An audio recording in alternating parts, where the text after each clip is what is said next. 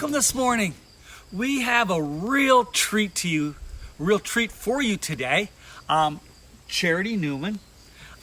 She is an excellent storyteller. She's going to be telling our Bible story, how that we're just focusing on what Jesus wants to do in our lives. Okay.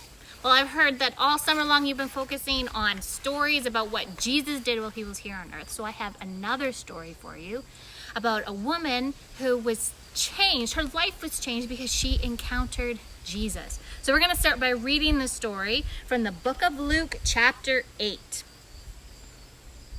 On the other side of the lake, the crowds welcomed Jesus because they had been waiting for him.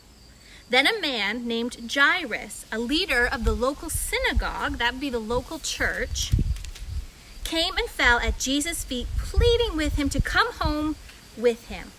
His only daughter, who was about 12 years old, was dying. As Jesus went with him, he was surrounded by the crowds.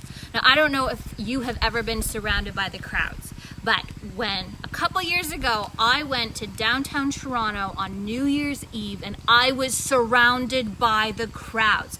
I couldn't even move without touching somebody. It was so packed. That's what it means when it says Jesus was surrounded by the crowds. Every time he moved, he was being touched by somebody. Now, a woman in the crowd had suffered for 12 years with constant bleeding, and she could find no cure. I kind of pictured this, that when this happened. She got sick, and she went to the doctor, and she's like, Doctor, please help me. I'm sick. Can you make me all better? And the doctor was like, well, maybe if you give me some money, I can help you. So she took out her money and she gave it out to the doctor. And the doctor took a look at her and said, nope, can't do anything for you. So then she went to another doctor and she's like, Doctor, can you help me, please? I'm sick. And the doctor was like, well, if you give me some money, I might be able to help you. So she took out her money and she gave her money to the doctor. And the doctor looked at her and was like, nope, can't do anything for you. You know what? The Bible says that she went to so many doctors that she used up all of her money. She had no more money left and she was still sick. Now coming up behind Jesus, now we're back in the crowd, remember? Jesus is being touched by people all around him because there's so many people. Coming up behind Jesus, she touched the fringe of his robe. Now I kind of wonder, how did she know Jesus was there? I mean, because if she was sick, I can imagine she probably spent a lot of time in bed doing nothing because she had no energy. And I'm kind of thinking, how did she know Jesus was in that crowd? You know, I kind of wonder if maybe there was a kid in her town who knew about her, knew she was sick, and when he heard, or she heard, could have been a girl too, or a boy, when they heard that Jesus was coming to their town and knew Jesus could heal the sick, they got super excited and they went to tell her that Jesus was coming. Now, let's give her a name just so that we can, that'll help the story go better. Let's just say her name's Maria, okay? And I imagine it maybe went something like this. She's there laying in her bed. Oh, I'm so sick. I can't even get out of bed. I'm so sick. And all of a sudden, in through the door burst this kid. And this kid was so excited and he was like, Maria, you gotta get up. You gotta go to this center town. You gotta go. And she was laying there going, oh, I'm so sick. I can't go. Just leave me alone. I can't go to the center of town. And the kid was like, no, Maria, you gotta go to the center of town. It's super important. And she's laying there going, oh, I can't go to the center of town. I'm too tired and weak. I've got no energy. Just leave me alone. And the kid was like, no, Maria, you gotta go. He was so persistent. He said, Maria, you gotta go because Jesus is there. And now Maria was a bit of a recluse probably because she'd been sick for 12 years. So she probably maybe had never heard of Jesus. And so she's going, oh, I'm too sick. Who is this Jesus? Now, Jesus was pretty popular at the time amongst people, especially people who were sick. And I bet you the kid, when he heard her say, who is Jesus? I bet you his eyes got like as big as saucers and his mouth dropped to the ground. And he said to her, Maria, you don't know who Jesus is? Wait, Jesus, he's healed everybody. He's made lame people walk. He's made like deaf people hear, and he's made blind people see. Maria, he can heal anybody. And if you go to the center of town, he can heal you too. Maria laid there, and I wonder if maybe she thought to herself, I've been sick for 12 years. I've seen so many doctors. Nobody can help me. You know, if maybe just half of what I've heard about Jesus is even half true, maybe he could help me. I mean, what have I got to lose? No one else can help me. So somewhere she found the energy, and she found the desire and the motivation to go to town to find out if Jesus could heal her. And when she got there, she discovered that there was Jesus surrounded by the crowd. But she knew if she was going to be healed, then she had to get to Jesus. Nothing could stop her. Have you ever tried to move through a really thick crowd? It is hard to do. A lot of people, they don't want to move. If you're in a concert and they're right at the front, they don't want to give up their spot. They've got a good spot or they got a good view. They don't want to give up their spot to somebody else. It's really hard to maneuver through a really big crowd.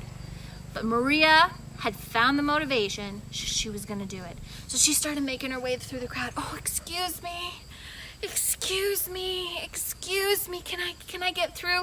And she tapped people on the shoulders. Excuse me. Can I get through? And tap people. Excuse me. Can I get through?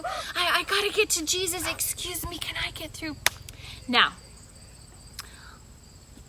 people kind of knew each other in those days. And I bet you there were people in the crowd who knew who Maria was. Now, in those days, if you were sick, you were considered unclean. And if you were unclean and you touched somebody who was clean, then you would make them unclean. So people, they didn't want to be touched by somebody who was sick because they didn't want to be unclean, because then they had all these rituals they had to go through to get clean again. So I bet you there are people in the crowd who saw her and were like, oh, it's the woman who's been sick for 12 years. Don't let her touch you. Don't let her touch you. She's been sick for 12 years. If she touches you, you'll be unclean. Don't let her touch you. Don't let her touch you. And she kept making her way, and they kept going, oh, it's Maria. She's been sick for 12 years. She's unclean. Don't let her touch you. I'm sure people had just shown up and they had no clue who she was. But Maria, she didn't care. She was going to get to Jesus. By the time she got to town and she saw the crowd, she was convinced that if she could just get to Jesus, she would be healed. And she made her way through the crowd, and she finally was an arm's length away from Jesus. She reached out her hand. She was weak and she was tired, but she was going to do it. She's like, I'm going to touch him. I'm going to touch him because I just know if I touch him, that I'll be healed. And as he walked past, she was able to reach out and grab just the very bottom of his clothes. And she grabbed him, and then she let go. And immediately she felt like strength come into her body. Immediately she knew she had been healed. You know what? Somebody else knew immediately that something had happened. Jesus knew immediately something had happened. Let's read what he said. So coming up behind Jesus, she touched the fringe of his robe. Immediately, the bleeding stopped. Who touched me? Jesus asked. Immediately, Jesus knew somebody had touched him. Everybody denied it. And Peter said, Master, this whole crowd is pressing up against you. Everybody is trying to touch you. Why are you saying, who touched me? Jesus said, somebody deliberately touched me, for I felt healing power leave me and go into them. Then the woman realized that she could not stay hidden. She began to tremble and fell to her knees in front of him. She knew she couldn't keep this secret anymore. She had touched him, and that touch had healed her of her disease. She stepped forward boldly, and she said, "It was me. I did. You see, I've been sick for 12 long years, and every doctor I went to visit, nobody could do anything for me. But when I heard of you and I heard the stories, I knew that if just half of them could even be half true, then you could heal me. And I came, and I made my way through the crowd, and I reached out and I touched your clothes, and it worked. I felt healing power. I know I'm healed. I know I'm no longer sick and unclean." And Jesus looked her eyeball to eyeball, and this is what he said: "Daughter, your faith has made you well. Go and be clean. Go and be at peace." Not be clean, but go and be at peace. Her faith, her trust that Jesus could heal her resulted in her healing, and her whole life was changed. Being an unclean woman, being someone who was sick and had a disease, meant she couldn't do anything. She couldn't be around people. She couldn't go out and socialize. Kind of like how we are right now with COVID. We can't go out and socialize. Well, she couldn't do that, and that was her entire life. But because she met Jesus and she experienced his healing power, her whole life changed. Do you know what? Jesus wants to do the same thing in our lives. He wants to have his power change us so that our whole life is changed, because he's got great plans for us. He's got great plans for you. He created you with a purpose, and if you go to him and you allow his power in your life, then your whole life will be changed. Have a great week, guys.